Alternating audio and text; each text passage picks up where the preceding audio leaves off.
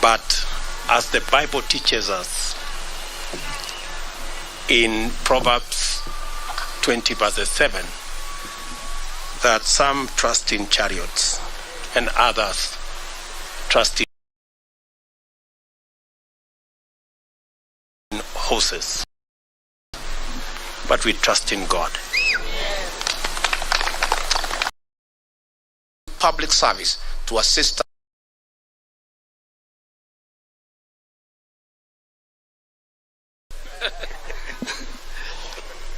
Let's pray. In the name of Allah, the most gracious, the most merciful, praise be to Allah, Lord of the world, the most gracious and the most merciful, Master of the day of judgment. It is you we worship, and upon we call for help.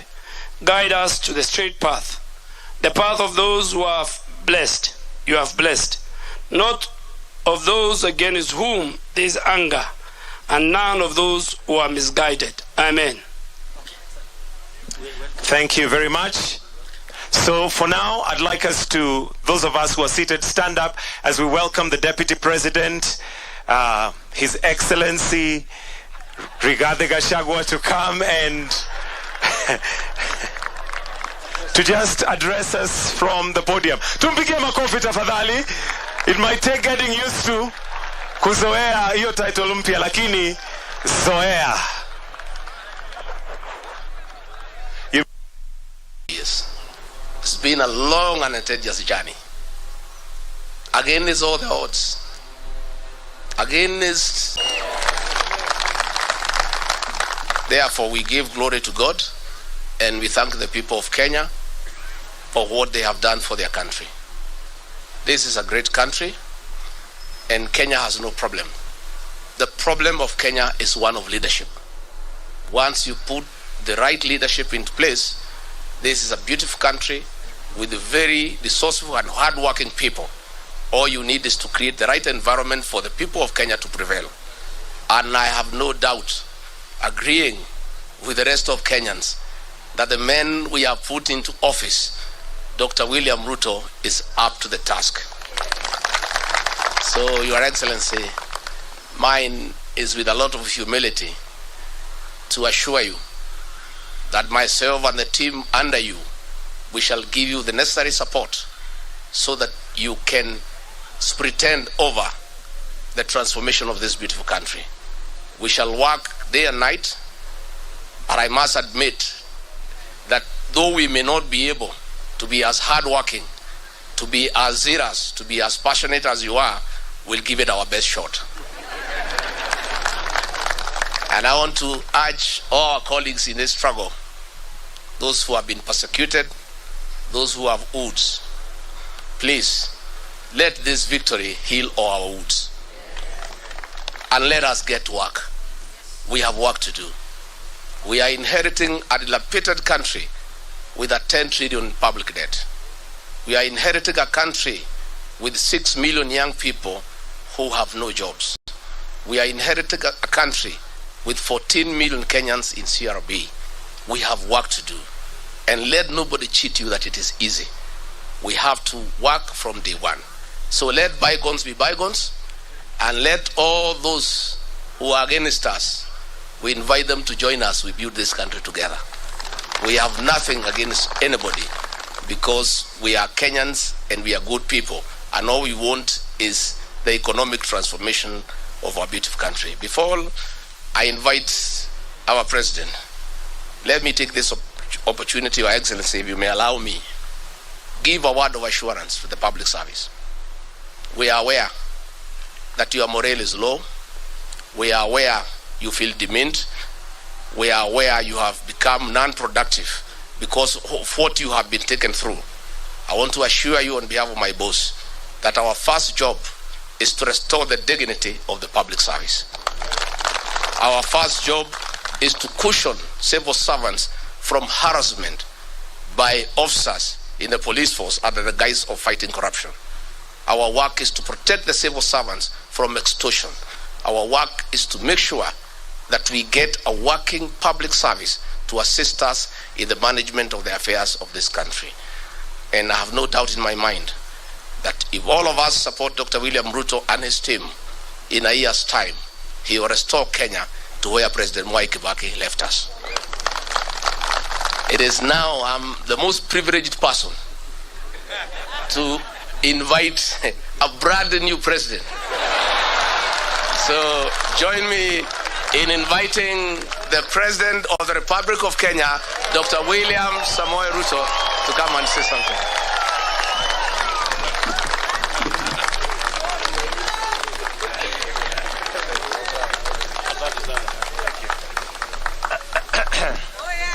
Asanteni sana. Tafadhali tuketi chini.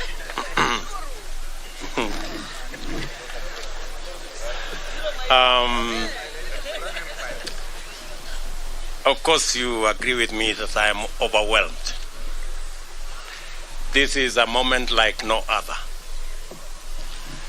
And let me first take this opportunity to thank the Almighty God. Yes, it is God. I say it is God. Without God, we wouldn't be here.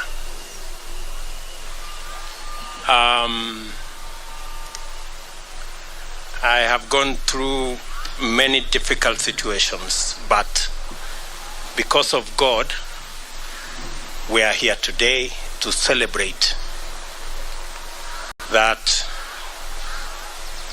today the people of Kenya have made a choice, and that choice has been confirmed by our judiciary. Let me first and foremost say we are truly grateful as a team, as the Kenya Kwanza team. We are grateful to God because we have come a long journey. We have worked hard. But as the Bible teaches us in Proverbs 20 verses 7, that some trust in chariots and others trust in horses, but we trust in God. It's not the waking up early. It is not the working long hours. It is the favor and the grace of God that has gotten us here. And we are acutely aware of that. Let me also, in a very special way, thank many people who have prayed for us from across the religious divide. Many people have prayed for us. In fact, I said on the day I was given the certificate, I said we were prayed into victory. I want to thank many people who prayed across this country. Many people fasted, and we are truly, truly grateful. And I want to say to the people of Kenya and to those who have made effort to get us here, that we will not let you down. We will work hard and we will not let you down. Let me also, in a very special way, thank my friends, starting with my wife Rachel, who prays for me every day. Before I leave the door from that house behind me, she always holds my hands and prays for me. And my children, for believing in me and always encouraging me. Very special thanks goes to my friends seated here, the people we started this journey with, under very difficult circumstances. I know many of you have suffered because of being my friends. Many of you have been taken to court. Many of you have been harassed, your children, members of your families. The only crime is that you chose me as a friend. I don't take it for granted that you are my friends. We started with many of you who are formerly members of Jubilee. You know what happened to us. I do not want to say.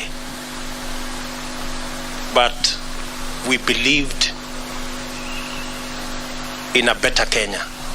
We believed in a freer, more democratic, more rational Kenya. Along the way, many brothers and sisters joined us from other political parties. I want to also say a very big thank you to them. They gave momentum to our journey. And I want to say asante sana.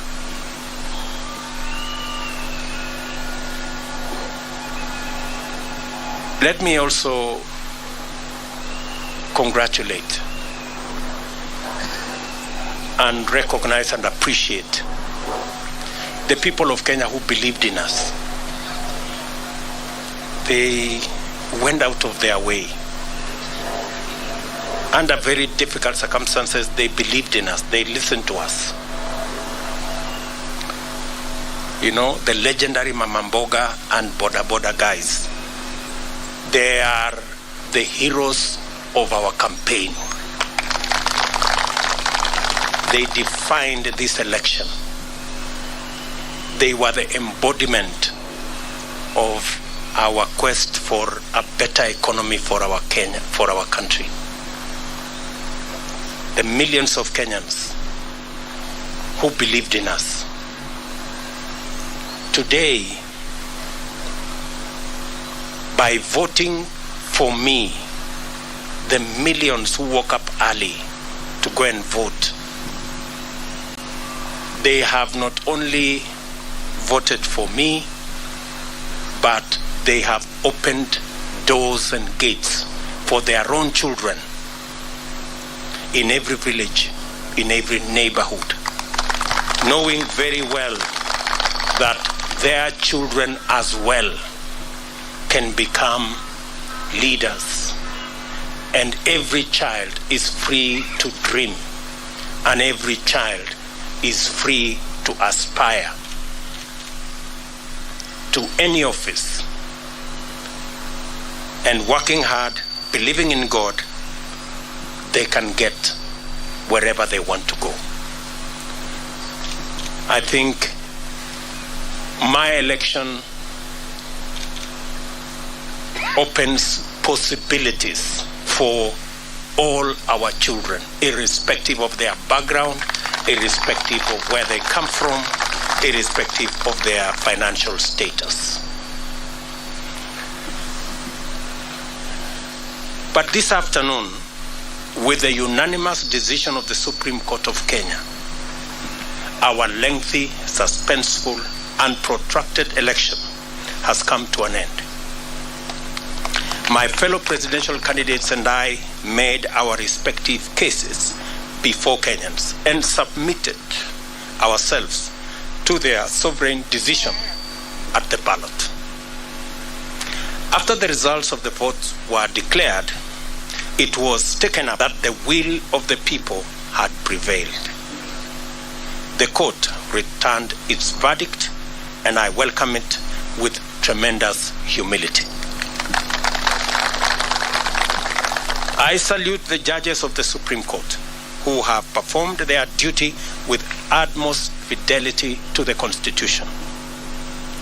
They listened to all parties, considered all issues, applied the law, and demonstrated their learning, impartiality, and patriotism. Their professionalism has elevated the stature of the judiciary, enhanced the place of petition process in legitimating election results as the true reflection of the people's decision, and afforded the nation an opportunity to reflect.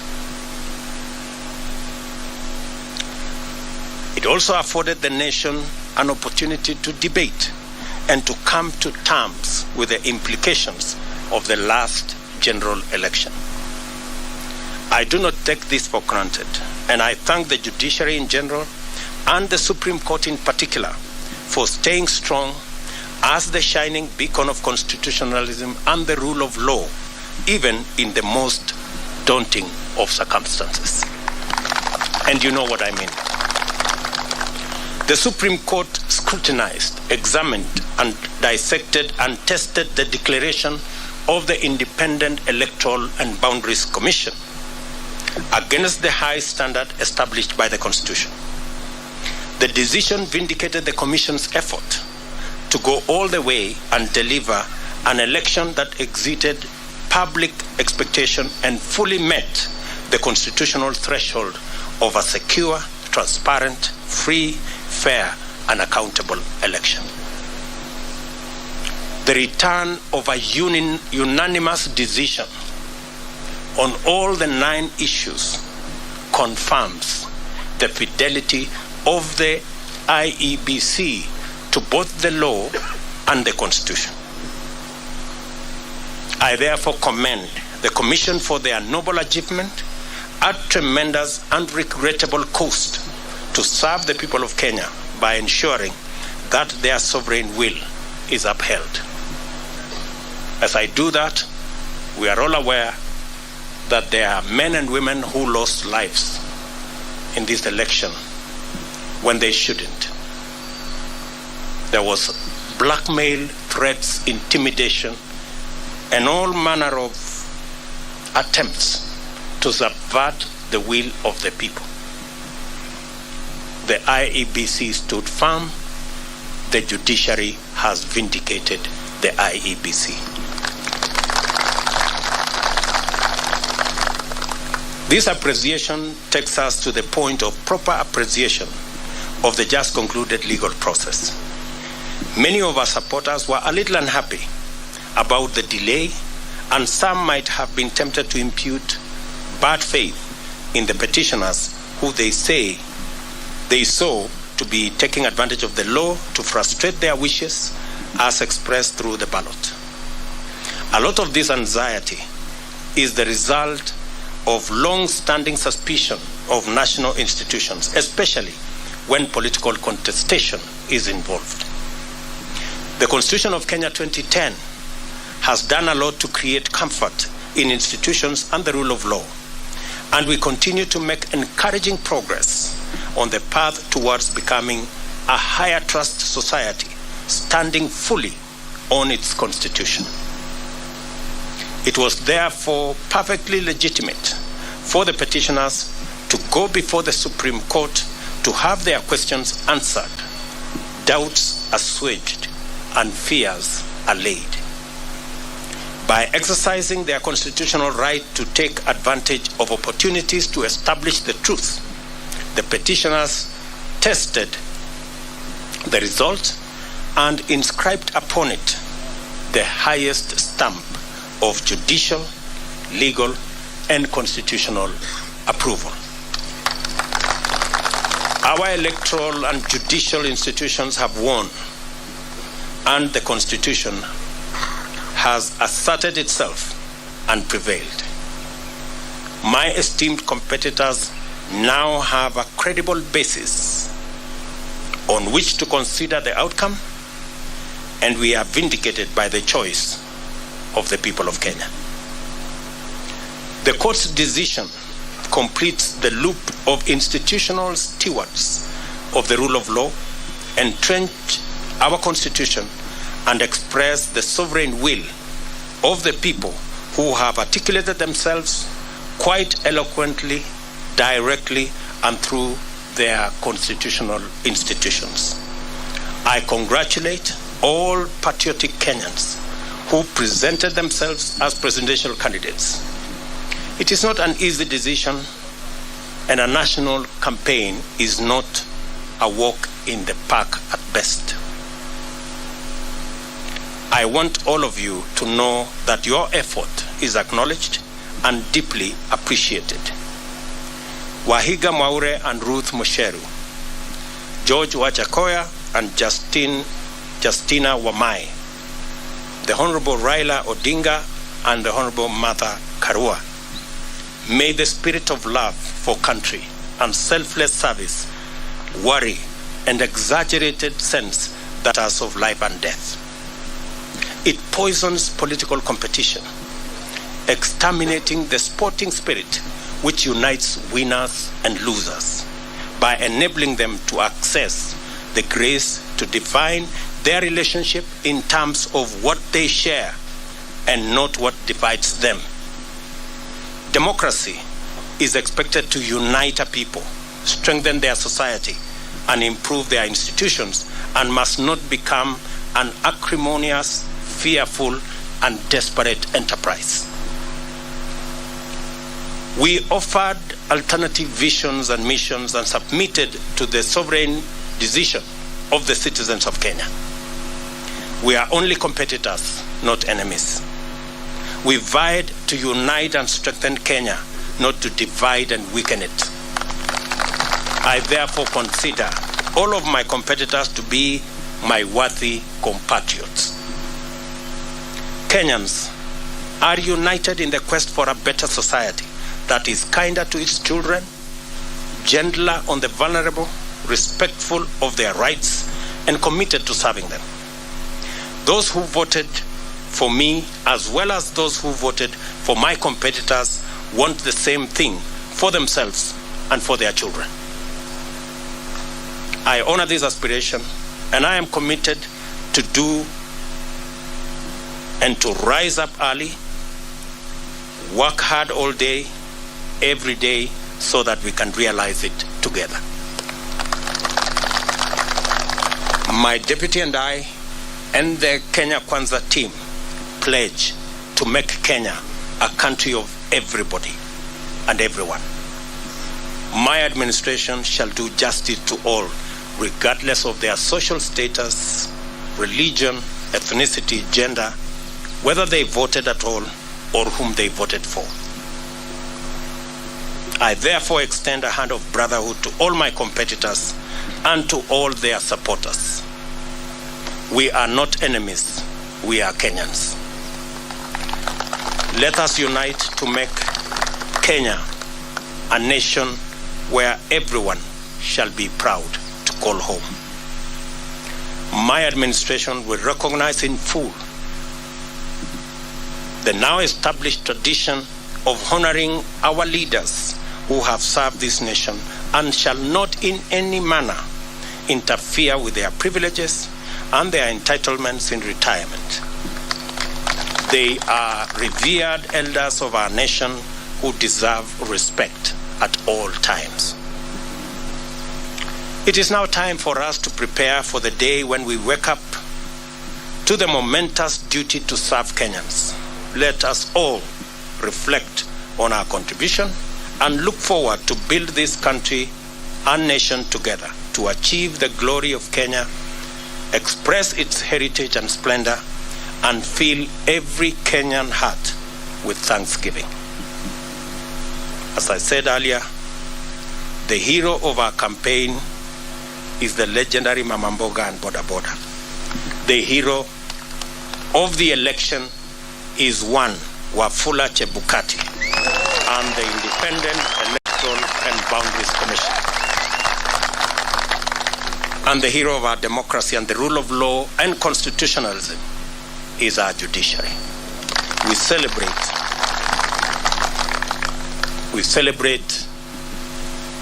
all Kenyans, and I pledge and commit to work as the Kenya Kwanza team in making sure that we take Kenya to the next level.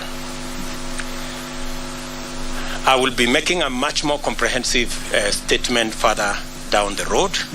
I thought I should recognize everybody who has made a contribution towards this success today.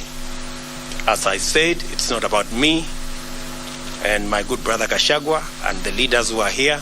It's about all millions of Kenyans who have made a contribution to us getting where we have. I will shortly be putting a call to my good friend, President Uhuru Kenyatta,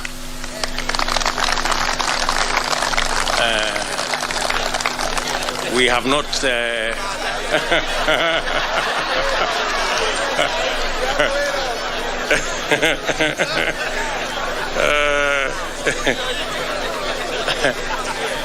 We have not. I haven't talked to him in months. But shortly I will be putting a call to him so that we can have a conversation on the process of transition.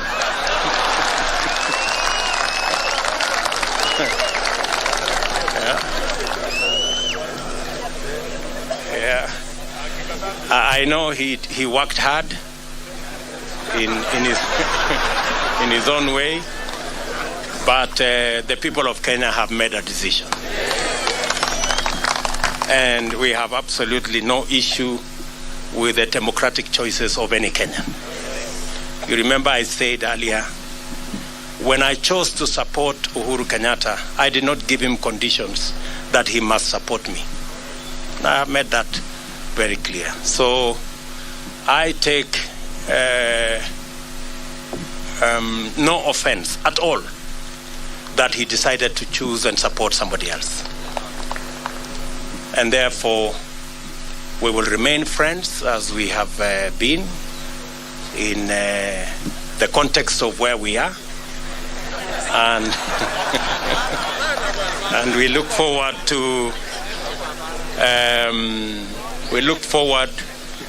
building on the foundation that's already there in the many issues that I worked with him, and be able to take Kenya to the next level in the many things that we would have wanted to do that we did not do. We are a very responsible people. Government is a continuous enterprise, and we will complete all the projects that have not been completed, as we have said, and we will build on that foundation the programs that we have committed to the people of Kenya, and we will hit the ground running because we are aware of what we need to do. I will also be putting a call to my worthy competitors, beginning with Raila Odinga, my worthy competitor, with his Azimio team, so that we can begin to contextualize how we are going to work together for the people of Kenya. Those of us who will be working from the executive, and the Azimio team who will be working from the opposition.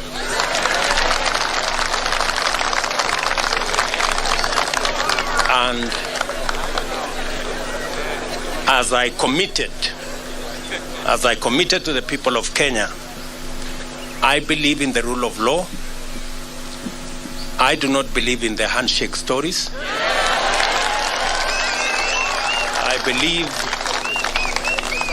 I believe in an accountable government held to account by a responsible opposition. That is how Kenya is going to move forward. And so I look forward to a conversation on how they will hold us to account and make sure that we deliver on the commitments that we have made to the people of Kenya, and public resources are put to good use in an accountable manner, and so that we can reap the benefits of what the people of Kenya have done in electing us into office. We will then be working with all the other people as we get down to doing what we committed to the people of Kenya that we do. I know there is huge expectation.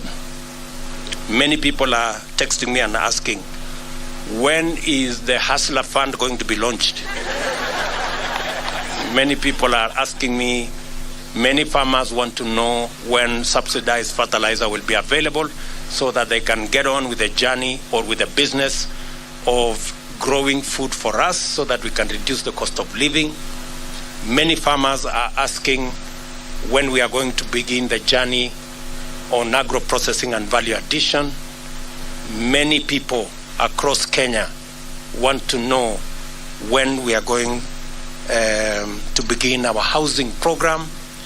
I want to commit that as soon as we are sworn into office, in fact, beginning tomorrow, I will be working with the people in government offices so that by the time we get sworn in, we will have work to do and begin the process of implementing our plan. Let me say to all of you, I know many people have come here. I know many members of parliament are here, many governors are here, many senators are here, members of county assemblies. Let me take this opportunity in a very special way to recognize our legal team, led by Senior Counsel Fred Ngatia and Senior Counsel Kioko Kilukumi and Senior Counsel Kiragu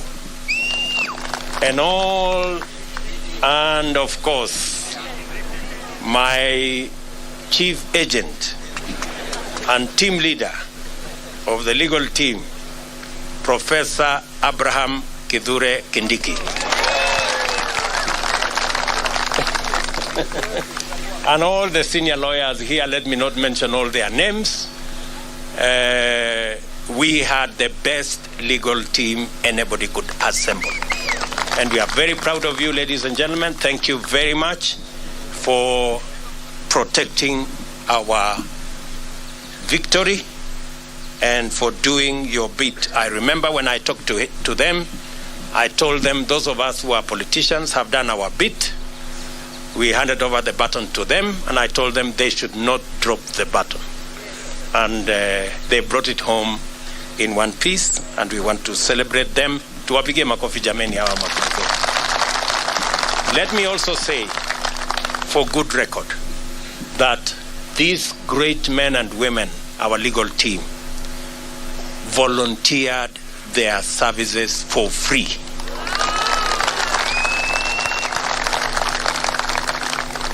It is amazing that they said this is a patriotic duty they are doing for their country. And they were going to donate their time, their intellect, their professionalism to make sure that they do that is what is right for Kenya. Ladies and gentlemen, I sincerely appreciate on behalf of the Kenya Cancer team your sacrifice, your contribution, and your commitment to this journey. Asanteni sana. Of course, there are many volunteers.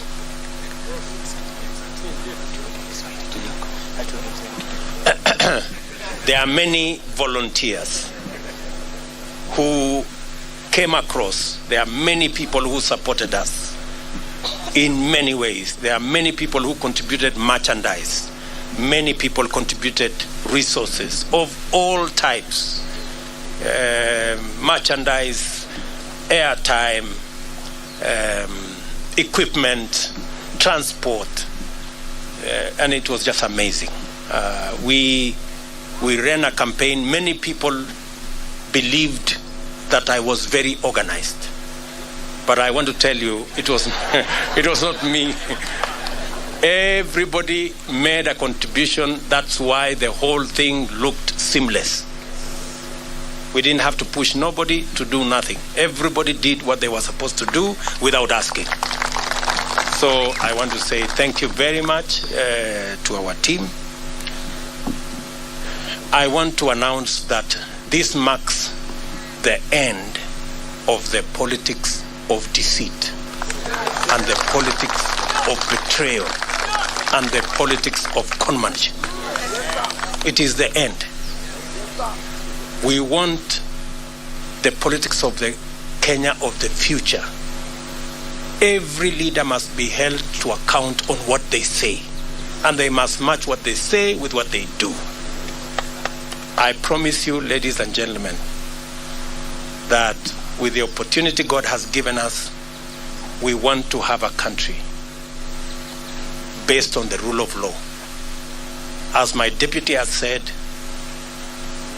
the criminal justice system will be reserved for fighting criminals and criminality and making sure that public resources are protected and criminals are brought to book.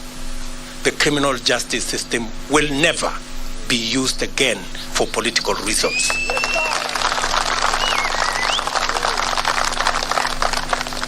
Let me say it again.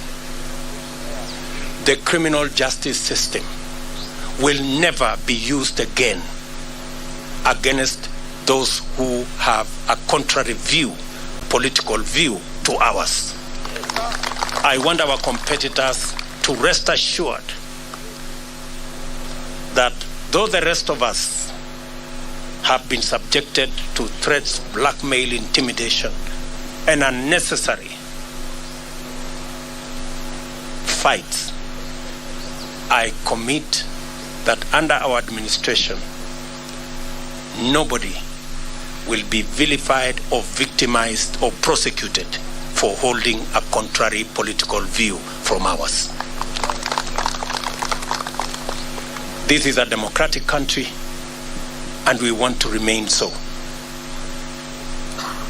Our competitors have nothing to fear, like the way many of our supporters have had everything to fear for being our friends or for holding a contrary view from those who wielded power.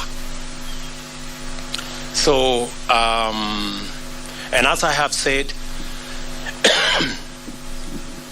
we will respect our President, Uhuru Kenyatta, in his retirement. We will give him the respect and dignity a former head of state deserves. We are honorable people. We are not petty, and we are not jealous. He has done a good job, and he will have his place in the history of Kenya. So nobody should peddle any falsehoods or that we harbor anything against the President of Kenya. When our good friend Raila Odinga retires also, we will give him the respect he deserves as a Kenyan leader who has made a huge contribution to the democracy of our nation, and every other leader that deserves respect. So to all our friends out there, we want to grow a nation. We want to build a society that is based on the rule of law and respect for our elders. So let me leave it there for now. The rest of the things we are going to say, I will take maybe one or two questions so that we can conclude this press conference. Na nitasema kwa Kiswahili, nitajibu maswali kwa Kiswahili. Sisi tumekubaliana? Kama mnataka niseme Kiswahili kidogo, nimesema ya kwamba kwa niaba ya team ya Kenya Kwanza tunamshukuru Mungu kwa sababu ya kutupatia ushindi. Hii ushindi si ya William Ruto na Gachagua, ni ushindi wa mamilioni ya Wakenya walioamka asubuhi na mapema kupiga kura ili hata na watoto wao waweze kupata nafasi ya kuwa na ndoto ya kuwa viongozi katika taifa letu la Kenya. Nimesema vile vile ya kwamba tunawashukuru wale wote, hasa IEBC ambayo ilisimamia uchaguzi katika taifa letu la Kenya. Mbali na changamoto za makomishna ambao gawanyika pale mwisho, IEBC ilifanya uchaguzi ambao ulikuwa wa huru na haki, na kila Mkenya ametosheka. Ma-MCA wamechaguliwa, wabunge wamechaguliwa, maseneta wamechaguliwa, magavana wamechaguliwa, na leo mahakama ya upeo imeidhinisha uchaguzi wa rais pamoja na naibu wa rais, kumaanisha kwamba IEBC ilifanya kazi ya muhimu. Na nimesema shujaa wa uchaguzi huu ni Wafula Chebukati na makamishna waliohakikisha ya kwamba uchaguzi huu haujapatilishwa na watu ambao walikuwa na njama ya kuharibu uchaguzi wetu. Nimesema vile vile tutapata nafasi kama viongozi kuongea na rais wetu ambaye anaenda kustaafu, ili tuweze kupanga mambo ya kukamilisha succession kwa njia na taratibu ambaye iko na heshima. Na nimesema vile vile, kama vile tuko na desturi kama taifa, viongozi wetu wote wale ambao ni elders wa taifa letu, viongozi wanaostaafu kama rais, watapata heshima na watapata haki yao katika mahali pa heshima katika taifa letu la Kenya, na hakuna wasiwasi yeyote kwa mtu yeyote kwamba kutatokea na jambo lolote. Yale ambayo yamefanyika, Waswahili wanasema yaliyopita si ndwele, tugange yaliyomo na yajayo, na hivyo ndivyo tutakavyofanya. Tumekubali vile vile ya kwamba kamwe criminal justice system katika taifa letu la Kenya haitatumika kuendesha mambo ya siasa katika taifa letu la Kenya. Wanasiasa wote wako na huru wakuwa na msimamo tofauti ya kisiasa, bila ya kujali ya kwamba watashurutishwa, watalazimishwa, watafunguliwa mashtaka yasiyo na maana. Hiyo haitafanyika katika taifa letu pale tukiwa viongozi katika taifa letu la Kenya. Wananchi wengi wameangaishwa, wamesumbuliwa, wamefanyiwa mambo mengi kwa sababu ya misimamo yao ya kisiasa, na tumesema haya mambo tutayakomesha. Tunataka kuwa na nchi ya demokrasia, mahali maoni ya kila mtu ni ya muhimu na hakuna mtu atashurutishwa kuwa na msimamo mmoja ama msimamo mwingine. Any questions, good people? Thank you very much. I don't think you have any questions. Uko na swali ya kusema nini? Sema jina. Thank you so much, Your Excellency. Congratulations on your win. My name is Ibrahim Karanja. I work for NTV. Yes, you have right. repeatedly said during the time the IEBC declared you as a winner in the opposition. From where you sit, how should Kenyans take then your move of incorporating members of parliament who were elected in what were opposition parties in the election? Thank you so much. Thank you very much.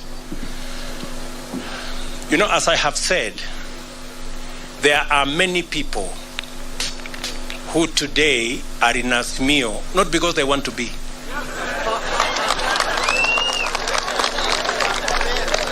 We have many people who are forced, blackmailed, threatened into belonging to Azimio. There are many leaders. Many of these leaders, if they tell you their stories, they are horror stories. Many of them were told, if you don't join Azimio, this court case, KRA, will be brought on you, and many other threats. And that's why I said the other day, our good brothers, competitors on the other side, they have to really think of how to take their coalition into the future, now that they don't have the instruments of blackmail, threats, and intimidation. Because they have built their coalition using force and blackmail. And you know, this is a country, a democratic country. And you cannot force anybody to make political choices they don't want. Imagine even a law was passed that makes people prisoners of a certain coalition. That once you sign a piece of paper here, and they make sure you sign that piece of paper at night when the lights are switched off. And then you are told, once you sign, you cannot leave. You know, that is not a country that we all wanted to belong to. So there will be people who will want to join Kenya Kwanza, and you know, a majority of the people who have decided to come and join Kenya Kwanza actually were people who we were together before. They were just boxed into a corner, threatened, blackmailed, and told they must belong to a different formation. So, because we are a country of free choices, yeah, I want you to know that we will have an opposition in Kenya. There will be no handshake like the one we witnessed before that creates a mongrel of a government where nobody knows where the line is. That one will not happen. But there will be people who will choose because of preference, because, for example, I'm sure maybe you are talking about Ali Roba and his team. Ali Roba and his team are members of Jubilee. We were together. Or Kiraitu Murungi for that matter. These are people we were together. They were just told, you must be here, otherwise X, Y, and Z will happen. Now that we are breathing fresh air and freedom has arrived, they are now, they can now make the choices. Thank you very much. Any other question? Yes, my good friend. Mpatie ule microphone.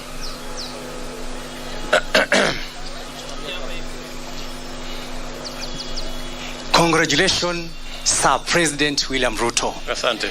My name is Kevin Mihona from Mwangaza TV. Yes. Your Excellency President, there are young men like us who had some different thought about the verdict of this ruling with the court. What would be your encouragement to them? They are burning. I've been from the streets of Nairobi, and some of them are burning. Kindly tell them a word of hope. Thank you. As I have said, two things. We are a democracy. And in a democracy, the majority have their way, the minority have their say. Number two, I have said here, the administration we are going to run is the administration that is going to serve all Kenyans, irrespective of whether they voted at all or whoever they voted for. We are going to serve the people who voted for us and those who did not vote for us, because we are going to run the government of Kenya. And the government of Kenya is going to be the government of Kenya for all Kenyans. So they have absolutely nothing to worry. Nothing to worry. We are going to serve all Kenyans equally. Yes?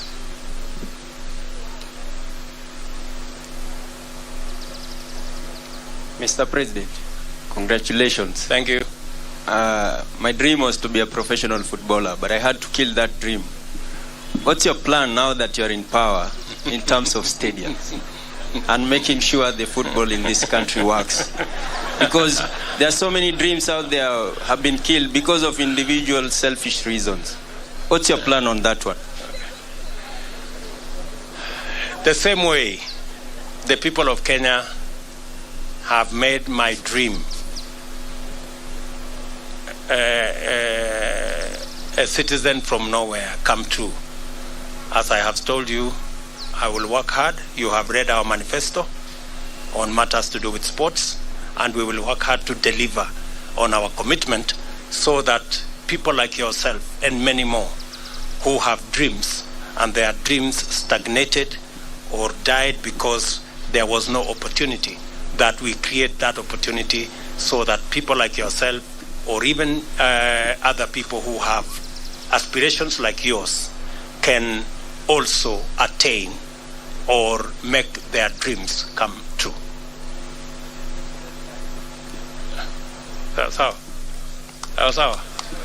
Yes, one last question. Yes, give.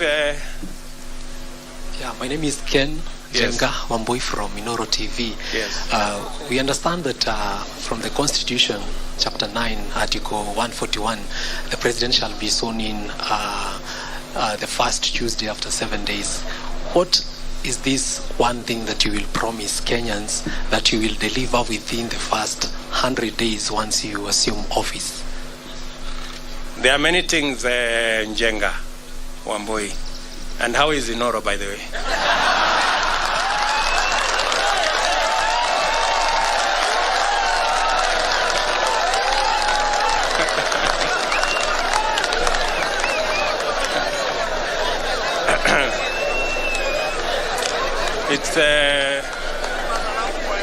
It's good to have you around, and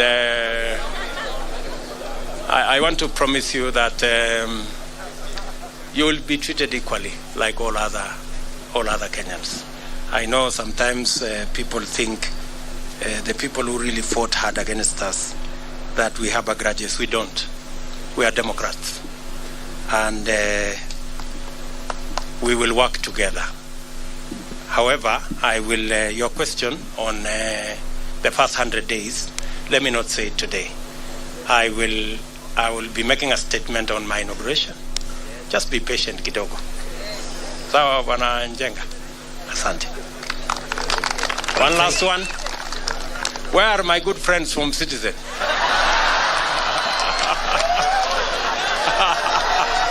Citizen.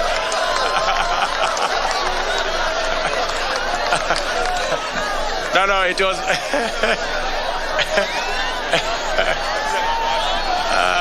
Citizen. Where are they? Hawako? It's okay.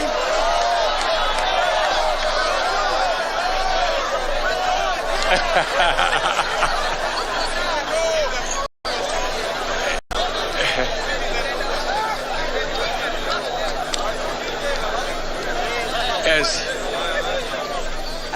Congratulations on your win, Mr. President. My name is Brenda Wanga from Citizen TV.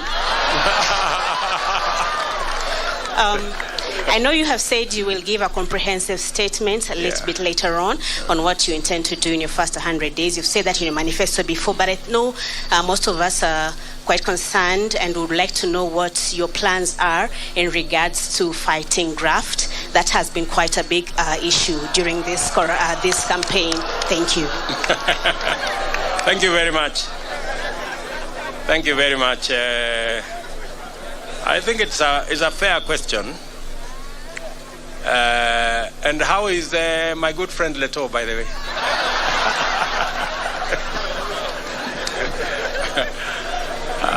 And say hello to Chemutai Goinchi.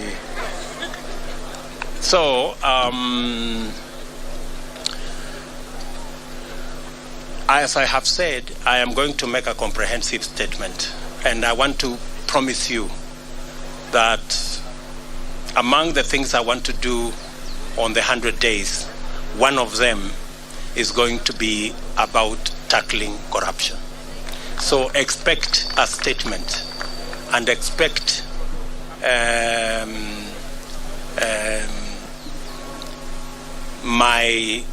there are two things that I said in the manifesto.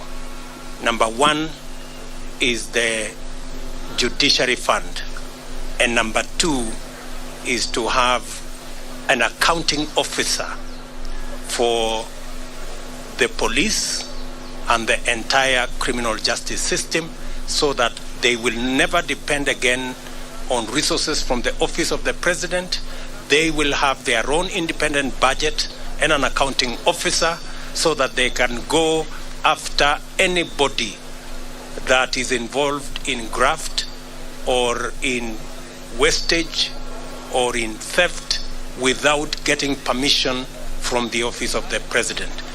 We will treat those institutions as the Constitution expects us, as independent institutions. But I'm going to make a statement about on that.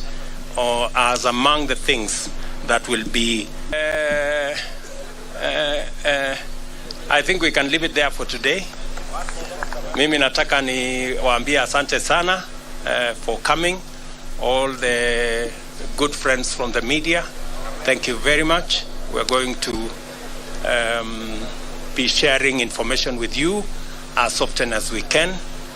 And I am just requesting that let's put the campaign behind us and let us look into the future together.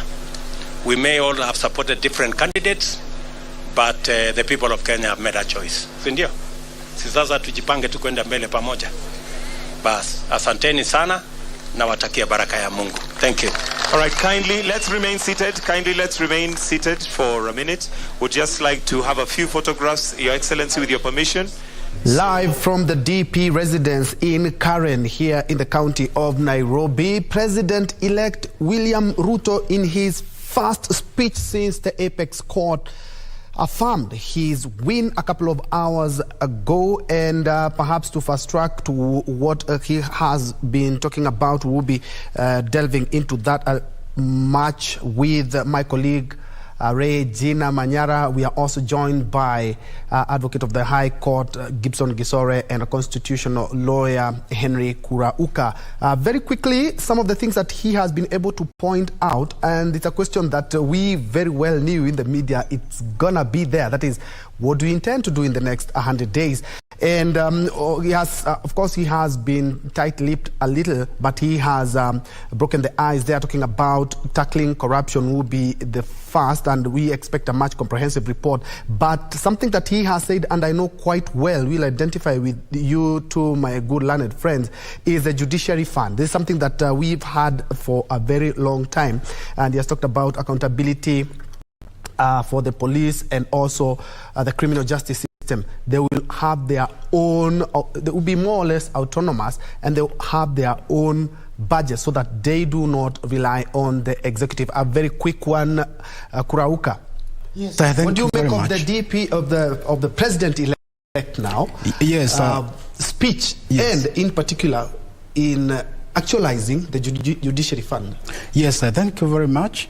The speech is wonderful. I believe we expect more on 13th. Now, on judiciary fund, it was introduced in our constitution in 2010, and it has taken many years, more than a decade, to actualize it. We cannot talk of judiciary's independence without financial independence. We have other forms of independence, like the way we have seen our Supreme Court and other courts do. There are other independence, like administrative, without interference with any other organ. Presidency is actually a very important arm of government, because the president is the epitome of national unity. A lot of things will be said by our president-elect, but let me say this. Yes, it may be easy to promise when we are campaigning. From what I've heard is visualizing a government which is center with the intention of accessing sensitive data, including the judiciary. Our Supreme Court and other courts do. There are other independence, like administrative, without interference with any other organ. Presidency is actually a very important arm of government, because the president is the epitome of national unity. A lot of things will be said by our president-elect, but let me say this. Yes, it may be easy to promise. Thank you. I think thank you for that question. In the same eyes before the law, and you will enjoy all the rights and benefits as a Kenyan.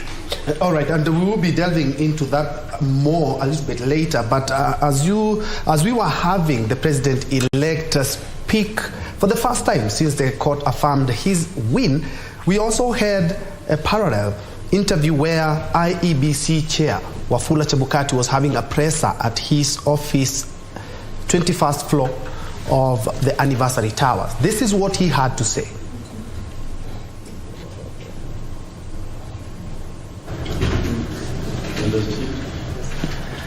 Good afternoon.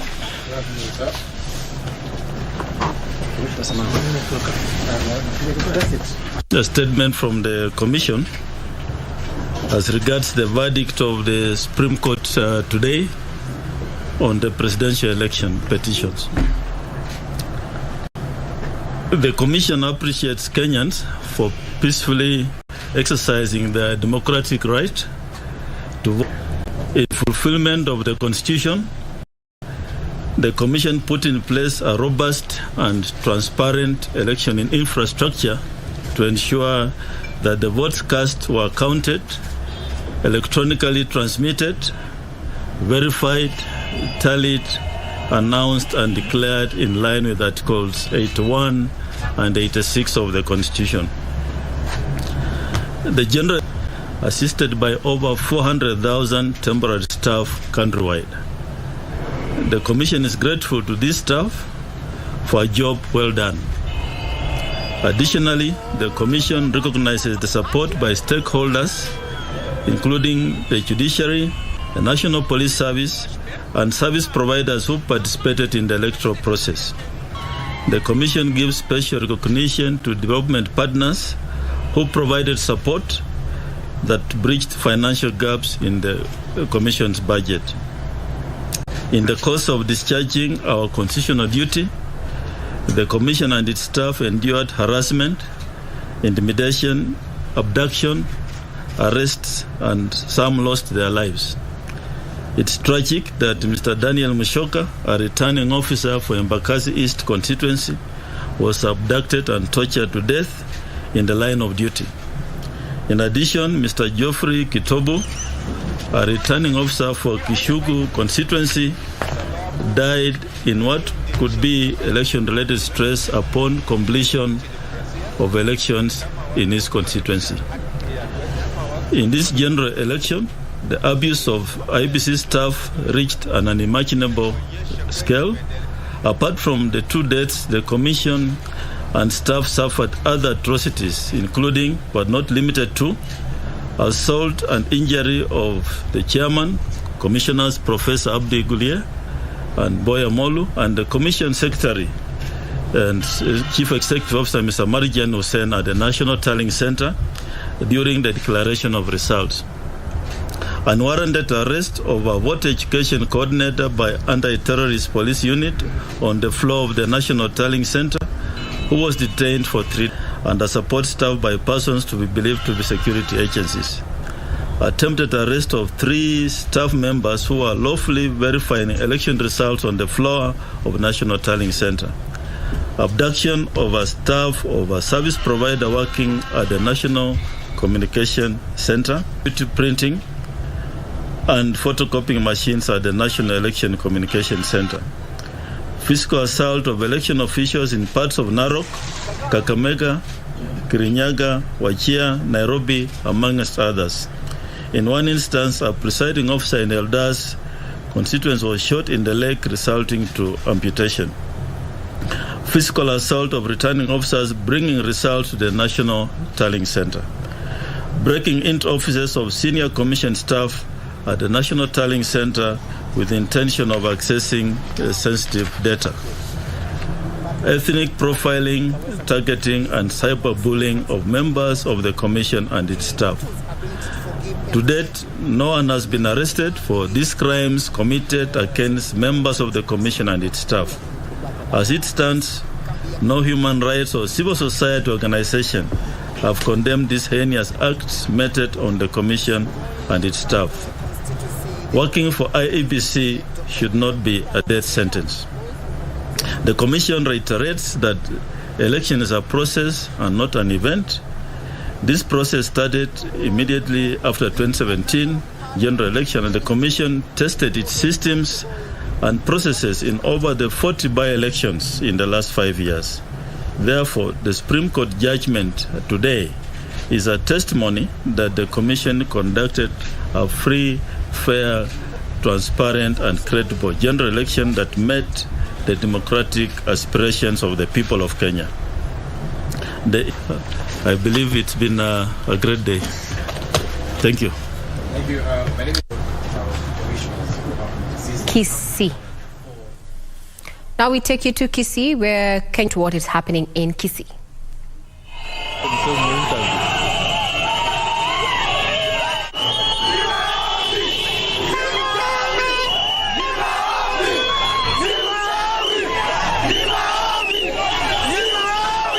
Sisi kama wananchi wa Kisii, vile mnavyoona, wananchi wametoka, biashara zinaendelea, wananchi wanasherehekea kwa amani, hakuna vurugu yoyote.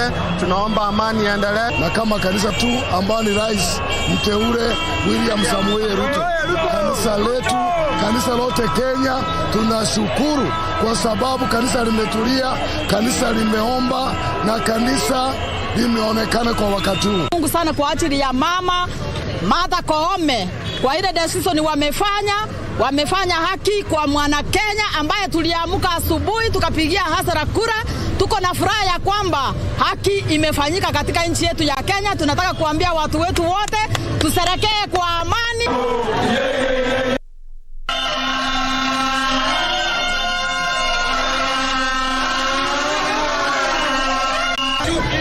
Ili tuweze kuwa kitu kimoja. Tulikuwa tunamuomba Mwenyezi Mungu sana William Ruto akuwe rais wa Jamhuri ya Kenya. Zile Hustlers Fund na zile promises zote, mambo yote tuliweza kuambia wananchi wa Kenya. Lazima sasa, hakuna jambo la kusema ni kwa nini haijafikishwa. Sasa lazima tuambatane, tufanye kazi kama familia moja ya UDA kutoka chini kwenda juu. Justice has been done na sheria imethibitishwa kwamba Kenya ni nchi ya sheria. Tumefurahi sana na nimefurahi sana kwa maana tumeona president wetu amekuwa William Ruto.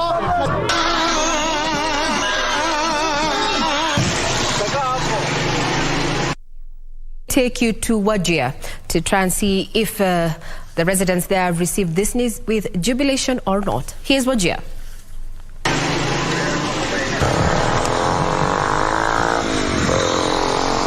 Hatutaki vita ama mahakama hivi watu futa nikufute. Hiyo haina faida. Kenya aende mbele, biashara iendeke. Wale waanguka na wale wanapata, sote ukue pamoja, wafanye kazi. Tujenge nchi yetu. Kika nilifurahia hiyo uamuzi ambaye Supreme Court ulifika. Hii ni kuonyesha Kenya imeendelea kwa kila njia. Na kuna haki pia.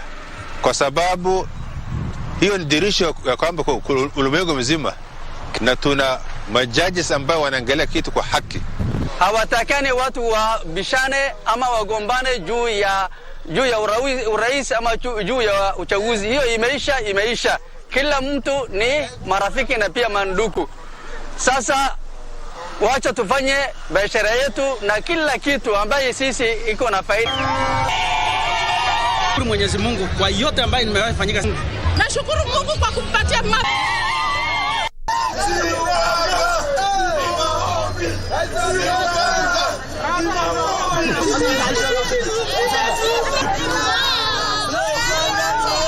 Kenneth Otieno Ogem.